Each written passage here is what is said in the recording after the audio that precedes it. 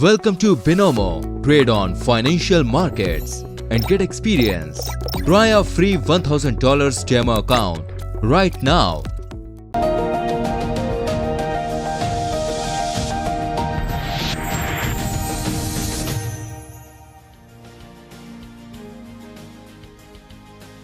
नमस्कार, मैं हूं मृत्युंजय कुमार झा और शाम के 5:30 बज चुके हैं। अगले आधे घंटे तक आपके सवालों का सबसे बड़ा मंच तैयार है। अगर आपने कमोडिटी में ट्रेड किया है या फिर नया ट्रेड करना चाहते हैं, जानना चाहते हैं कि आपके लिए कहां पर कमाई के मौके बनेंगे, आपके लिए क्या स्ट्रैटेजी होनी चाहिए, तो इन तमाम मुद्दों पर आप सवाल पूछिए। नंबर आप नोट कर लें 022-2300-1634। इसके अलावा आप 022-2300-1635 पर भी अपना सवाल पूछ सकते हैं।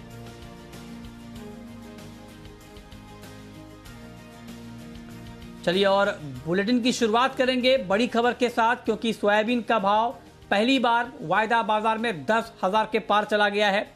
6% के ऊपरी सर्किट पर मार्केट बंद हुआ है। महीने भर में 35% के आसपास की तेजी आ चुकी है और इस साल तो भाव दोगुने से भी ज्यादा बढ़ गया है। सवाल यह है कि आखिर ये तेजी थम क्यों नहीं रही है, और अगर इसी रफ्तार से मार्केट बढ़ता रहा तो फिर आगे का भाव होगा क्या। इस पर बातचीत के लिए हमारे साथ संदीप बजोरिया हैं, सीईओ हैं सनविन ग्रुप के, अजय केडिया हैं केडिया कमोडिटी के, और प्रथमेश माल्या हैं एंजल ब्रोकिंग के। आप सभी का बहुत स्वागत है। बजोरिया जी, आप तो बहुत गहरी पकड़ रखते हैं सोयाबीन के मार्केट पर, और न सिर्फ इंडियन मार्केट पर बल्कि अंतर्राष्ट्रीय बाजार पर भी आपकी गहरी रिसर्च है, आपकी लंबी चौड़ी टीम है। सर, 6% का रोज का ऊपरी सर्किट देखकर कैसा लग रहा है? मृत्युंजय जी, ये एक सरप्राइजिंग है और एक लैंडमार्क है, दोनों बातें एक साथ में है। एंड ये देखिए क्या है, हम एक आइलैंड में है। मतलब इंडिया में हम सोयाबीन सीड का इंपोर्ट नहीं कर सकते हैं, सोयाबीन मील का इंपोर्ट नहीं कर पा रहे हैं, और यहाँ का जो लोकल सोयाबीन का छोटा मोटा क्रॉप है उसी पे हमें निर्भर रहना है। उसमें से हमारा माल एक्सपोर्ट हो चुका है और बाद में जो बचा हुआ माल है और उसमें फिर जैसी पकड़ है लोगों की, वो हिसाब से मार्केट मूव कर रहा है। तो ये आइलैंड को देखिए, इसमें कीमतें हमको कंट्रोल में करनी है तो इसके रास्ते हैं और रास्ते गवर्नमेंट कर सकती है, लेकिन सरप्राइजिंगली गवर्नमेंट नहीं चाह रही है या नहीं कर रही है कोई रास्ते। सीड का इंपोर्ट अलाउ कर सकती है, मील का इंपोर्ट अलाउ कर सकती है, ड्यूटी जीरो कर सकती है, घटा सकती है। ये सब तरीके हैं जिससे ये तेजी कंट्रोल में आ सकती थी, लेकिन अभी गवर्नमेंट ने सब नहीं किया है, और तो उस कारण से अभी ऑफ सीजन का टाइम है। अब तो ये मार्केट इस तरह से चला गया है। तो ये एक लैंडमार्क है अपने आप में। 1 लाख रुपया पर मेट्रिक टन सोयाबीन की कीमत ये जो है, तो लेकिन कुछ लोगों को ये पसंद नहीं है और कुछ लोगों को ये पसंद है, दोनों बातें हैं। But I think personally if you ask me, government ने मेजर लेना चाहिए। हाँ बताइए। एक सवाल बजोरिया जी मैं आपसे ये पूछना चाहता हूँ कि अगर मान लीजिए अभी तत्काल प्रभाव से कोई कदम नहीं उठाए गए, जिसका जिक्र अभी आपने किया कि ये रास्ते हो सकते हैं, लेकिन अगर वो कदम अभी नहीं उठे तो फिर क्या, मतलब इसी रफ्तार से सोयाबीन का मार्केट ऊपर जाता रहेगा क्या? नेचुरली मार्केट में कुछ गिरावट आ जाए या तेजी पर ब्रेक लग जाए, इसकी कितनी संभावना आपको दिख रही है? देखिए, हर चीज की मैं समझ रहा हूँ, हर चीज की एक लिमिट होती है, और एक लिमिट के बाद में फिर वो डिमांड हम कम्प्लीटली डिस्ट्रॉय कर चुके होते हैं। तो वो तो बात है ना कि रोज आप मुर्गी के अंडे खा रहे हो या पूरी मुर्गी काटने में लगे हो, तो अब इसके ऊपर जाएगा तो फिर हालत वही बन जाएगी। तो इसके लिए बेटर है कि अभी ये यहाँ कंसोलिडेट होकर रुक जाए, तो डिमांड भी डिस्ट्रक्शन हेवीली ना हो, and at the same time जो इसकी कंज्यूमिंग इंडस्ट्री है, पोल्ट्री इंडस्ट्री है, उसको भी बचने का जगह मिले। तो ये बातें एक जवाबदारी है, लेकिन किस तरह से कितनी कौन निभाता है वो देखना पड़ेगा। लेकिन गवर्नमेंट के लिए मेजर लेने की बहुत जरूरत है। गवर्नमेंट को इमीडिएट स्टेप इन करके मेजर लेने की जरूरत है। हम देख रहे हैं एक्सचेंज ने कहा है कल परसों कि भाई वो मार्जिन, एक्स्ट्रा मार्जिन नहीं लगा सकते हैं, वो डेली फ्लक्चुएशन को 2-3% नहीं कर सकते हैं 6 से। अब वो पता नहीं क्यों इस तरीके से सोच रहे हैं या कर रहे हैं। अभी मतलब करने के लिए तो बहुत सारी चीजें हैं, लेकिन ठीक है, वो ये सोचने के पीछे तर्क सर ये है, जो हमें जानकारी मिली है, ये सोचने के पीछे तर्क ये है कि मार्केट में अनावश्यक रूप से जब हस्तक्षेप होता है तो मार्केट का सेंटीमेंट खराब होता है, और अभी चूंकि ऐसा माना जा रहा है, जो हमारे सोर्सेज बता रहे हैं कि रेगुलेटर के मन में या एक्सचेंज के मन में ऐसा है कि अभी एक्चुअल शॉर्टेज है मार्केट में, तो एक्चुअल जब शॉर्टेज है और ये हेजिंग का मार्केट है, तो जो लोग अभी नुकसान का हवाला दे रहे हैं, जो लोग कह रहे हैं कि सीड नहीं मिल रहा है, तो उन्होंने हेजिंग क्यों नहीं की, ये भी एक सवाल उठाया जा रहा है कि उन्होंने हेजिंग क्यों नहीं की। और जब एक्चुअल शॉर्टेज है, जब स्पॉट का प्राइस फ्यूचर के प्राइस से ऊपर है, तो स्पेकुलेशन कहाँ है, इस तरह की दलील दी जा रही है। और ऐसे में कहा जा रहा है कि ऐसे में अगर इंटरवेंशन होगा तो मार्केट का सेंटीमेंट खराब होगा। इस तर्क से आप सहमत हैं क्या बजोरिया जी? देखिए, ये तर्क कुछ हद तक ठीक है, मैं टोटली गलत नहीं कहूंगा उसको, लेकिन देखिए इंडिया एक कमोडिटी, अभी शिकागो बोर्ड ऑफ ट्रेड है, वहाँ दुनिया भर का प्रोडक्शन है सोयाबीन का, वो लोग उस चीज को चला रहे हैं, और वो इतने सारे प्रोडक्शन के साथ में 120 मिलियन के प्रोडक्शन के साथ में, और हम यहाँ 10 मिलियन के प्रोडक्शन के साथ में, तो बहुत फर्क है दोनों चीज में। तो पॉइंट जहाँ तक है वो तर्क में कुछ बात है जरूर, लेकिन एट द सेम टाइम ये भी सोचने की जरूरत है कि हम कौन से देश में ये चीज फ्यूचर चला रहे हैं, और ये देश में कितना वॉल्यूम के साथ ये फ्यूचर है, कितना प्रोडक्शन है इस कमोडिटी का, वो भी एक साथ के साथ बातें होती है। तो आई थिंक एक्सचेंजेस अपने मायने में। क्वेश्चन बजोरिया जी मेरा आपसे ये होगा सर कि क्या जो बात आपने कहा कि एक लिमिट होनी चाहिए, एक सीमा होनी चाहिए कीमतें बढ़ने की, अगर उस लिमिट के ऊपर जाता है तो फिर कहीं ना कहीं माहौल खराब होगा। मैं आपसे सीधा सवाल आपसे ये पूछना चाह रहा हूं कि क्या फिर आप उस तरफ इशारा कर रहे हैं क्या कि जो हाल ग्वार का हुआ था, ग्वार के मामले में जो हाल कैस्टर का हुआ था, वही हाल सोयाबीन में भी हो सकता है? इसकी भी आशंका आप जता रहे हैं क्या बजोरिया जी? तो अभी इसी तरह, जैसे आपने पहले कहा कि ये इसी तरह से आगे चलता रहेगा क्या, अभी इसी तरह से आगे चलता रहा तो फिर जरूर वैसा होगा, लेकिन यदि ये यहाँ संभल गया तो हो सकता है संभल सकता है। वही बात है, हमें देखना पड़ेगा कि आगे के अगले हफ्ते में किस तरह से इसकी चाल चलती है, उस पर निर्भर करेगा सब चीज। बट बात वही है कि गवर्नमेंटल इंटरवेंशन की जरूरत है, और गवर्नमेंट को कूल ऑफ करने के लिए मेजर्स गवर्नमेंट के पास हैं, एंड गवर्नमेंट को एक्सचेंजेस के मेजर्स तो यही दो थे कि थोड़ा मार्जिन बढ़ाओ और ये डेली फ्लक्चुएशन को लिमिट करो। उसी तरह से अभी गवर्नमेंट के पास जो इम्पोर्ट के मेजर्स हैं, देखते हैं अगले हफ्ते, क्योंकि ये joint secretary animal husbandry ministry ने तो ऑलरेडी लिख चुके हैं कि 12 लाख इम्पोर्ट करना चाहिए सोया मील का इमीडिएट बेसिस पे। तो मूवमेंट तो करी है सेंट्रल गवर्नमेंट ने, लेकिन वो मूवमेंट को इफेक्ट होके फाइनली क्लियरेंस होता है और इम्पोर्ट अलाउ होता है, और ड्यूटी जीरो ड्यूटी पे अलाउ होता है, नॉन जीएमओ अलाउ होता है, ये सब बातें हैं। तो गवर्नमेंट एक्शन यदि अगले हफ्ते ले ले तो ये कूल ऑफ हो सकता है। ठीक बात है, बहुत शुक्रिया बजोरिया जी आपका हमारे साथ जुड़ने के लिए और डिटेल में इस पर बातचीत करने के लिए, बताने के लिए। देखते हैं आगे इस पूरे मामले में क्या होता है।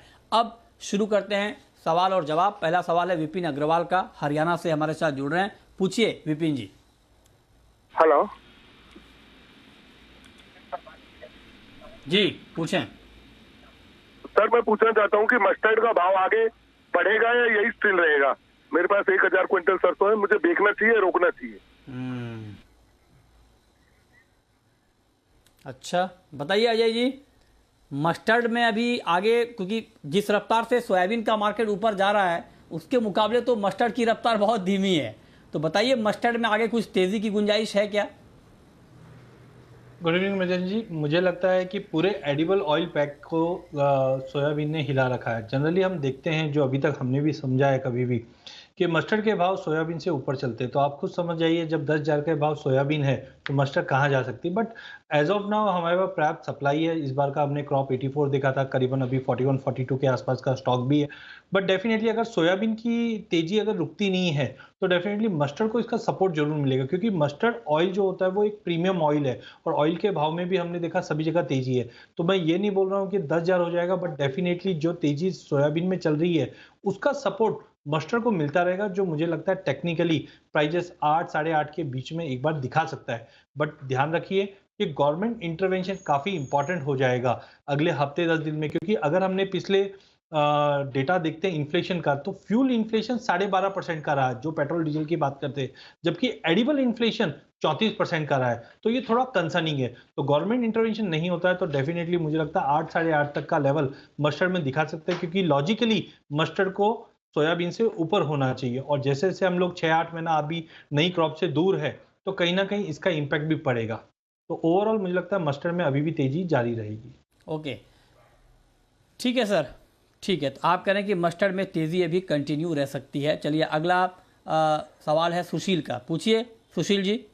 सर मेरा ये है कि सोयाबीन तो अपना आपा हो गई, इतना तेज हो गई, लोगों के खाने का ये बार हो गई है तेल। और इसके अंदर क्या कोई ग्रुप खेल रहा है क्या सट्टा? कोई ग्रुप खेल रहा है क्या? ऐसे इतनी तेजी मंदी लेके आ रहा है। तो बताना बड़ा देखिए, ये सवाल तो उठ ही रहे हैं और मैं लगातार दिखा भी रहा हूं, अलग अलग पक्षों की दलील भी आपके सामने ला रहा हूं कि सोयाबीन में क्या हो रहा है। कुछ लोग कह रहे हैं कि ये तेज़ी जायज़ है, फंडामेंटल के अकॉर्डिंग है। कुछ लोगों का कहना है कि इसमें सट्टेबाजी हो रही है। तो अब दोनों तरह की बातें हो रही हैं और हम दोनों बातें आपको बता रहे हैं, सुना रहे हैं। देखिए आगे इसके ऊपर सरकार क्या कुछ और एक्शन लेती है या क्या होता है। जो भी होगा, जो भी डेवलपमेंट होगा इस पूरे मामले को लेकर हम आपके सामने लाते रहेंगे। चलिए, गोल्ड का मार्केट लेकिन प्रथमेश माल्या जी आज शाम के लिहाज से आपको कैसा लग रहा है? 76 रुपए नीचे एमसीएक्स पर गोल्ड, हालांकि 48,200 रुपए के लेवल को होल्ड कर रहा है मार्केट। क्या करना चाहिए गोल्ड में आज? आई थिंक मृत्युंजय, गोल्ड में पिछले ट्रेडिंग सेशन में काफ़ी अच्छा उछाल आया था, उसके बाद आज के सेशन में थोड़ी सी सुस्ती बनी हुई है। बट अगर आज के लिए कुछ करना है तो मेरे ख्याल से 48,400 के आसपास ही कमोडिटी ट्रेड कर रही है। यहाँ पे बाय करना चाहिए, यहाँ पे सेल करना चाहिए 48,440 के आसपास। स्टॉप लॉस लगेगा 48,620 का और टारगेट रहेगा 48,080 का। सवाल है राजेंद्र का, श्यामगढ़ से हमारे साथ जुड़ रहे हैं। पूछिए राजेंद्र जी। सर मैंने 5500 हुआ में चना बाय कर रखा है, तो अब क्या करना चाहिए मेरे को? 5500 पे आपने चना बाय किया है, कौन सा कॉन्ट्रैक्ट सर? यार अगस्त कॉन्ट्रैक्ट। ओके, अगस्त का वायदा आपने 5500 में बाई किया है। ओहो, मार्केट तो काफ़ी नीचे आ गया, 5135 का लेवल है। अजय जी बताइए, क्या रास्ता इनके पास नुकसान कम करने का? बिल्कुल मिथुन जी, अगर हम देखें तो पिछले महीने में जिस दिन से स्टॉक लिमिट लगी थी उसके बाद हमने चने के प्राइसेस में एकाएक काफ़ी बड़ी फॉल आती हुई देखी है। आई थिंक इनका माल पहले का लिया हुआ है।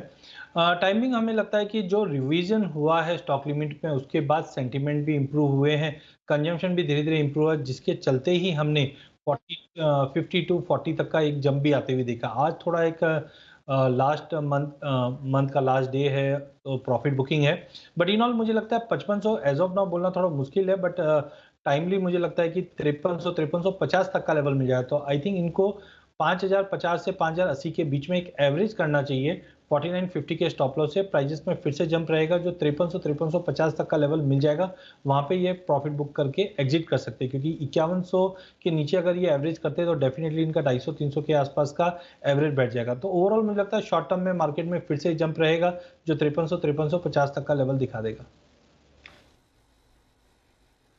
ओके, अगला सवाल है आकाश का, यूपी से हमारे साथ इस वक्त जुड़ रहे हैं। पूछिए आकाश जी। सर मेरा सवाल केडिया जी से है, और सर मैं ये जानना चाहता हूँ कि चाइना में इस साल मेंथा का प्रोडक्शन कैसा रहा है और आने वाले समय में क्या मतलब 1300 या 1400 के लेवल देखने को मिलेगा?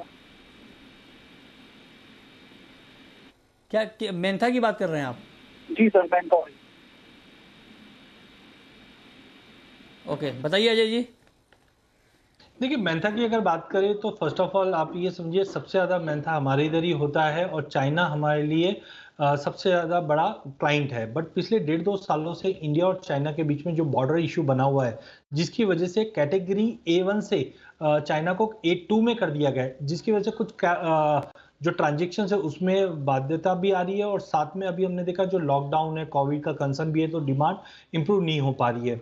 तो टाइमिंग जैसे हमने देखा कि 1 जून में जो कॉन्ट्रैक्ट चेंजेस हुआ उसके बाद मूवमेंट भी बना और उम्मीद थी कि डिमांड वापस इंप्रूव हो जाएगी, बट ऐसा ज़्यादा कुछ हो नहीं पाया, इसलिए 1140 से रिवर्ट बैक आ गया। अगले 6 महीने की बात करें तो डिमांड में इंप्रूवमेंट डेफिनेटली रहेगा। 920 से 900 का जो रेंज है वो काफ़ी स्ट्रांग सपोर्ट है, यहाँ पे धीरे धीरे लेवाली करके चलनी चाहिए। अपसाइड में हमें अभी भी लगता है कि 1100 से 1140 पहला पड़ा हुआ है, बट ईयर एंड तक की बात करें तो डेफिनेटली 1200 तक के लेवल फिर से देख पाएंगे, क्योंकि slowly and steadily demand improve हो रही है। ठीक है सर, ठीक है। प्रथमेश जी, क्रूड का मार्केट आपको कैसा लग रहा है और क्रूड में आज शाम के लिए कोई ट्रेड लेना चाहिए क्या? नितिन जी, मेरे ख्याल से क्रूड में ट्रेड लेना चाहिए। यस, काफ़ी अच्छी वॉलेटिलिटी इस काउंटर में 5470 के आसपास एक कमोडिटी ट्रेड कर रही है। मेरे ख्याल से 5460 5470 के रेंज में कमोडिटी में बाई करना चाहिए। 5390 का स्टॉप लगाना चाहिए। ऊपर में टारगेट 5600 का रखना चाहिए। मेरे ख्याल से इस कमोडिटी में मोमेंटम अपसाइड की तरफ रहेगा। ठीक है, चलिए अब वक्त है रैपिड फायर राउंड का।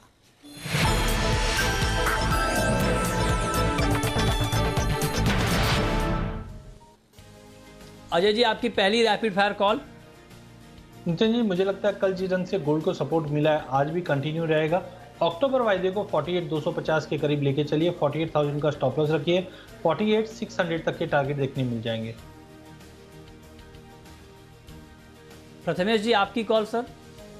कॉपर अगस्त वायदा बाय करना चाहिए 754 पे। 751 स्टॉप लगाना चाहिए। टारगेट 760 का रखना चाहिए। आपकी आखिरी कॉल अजय जी।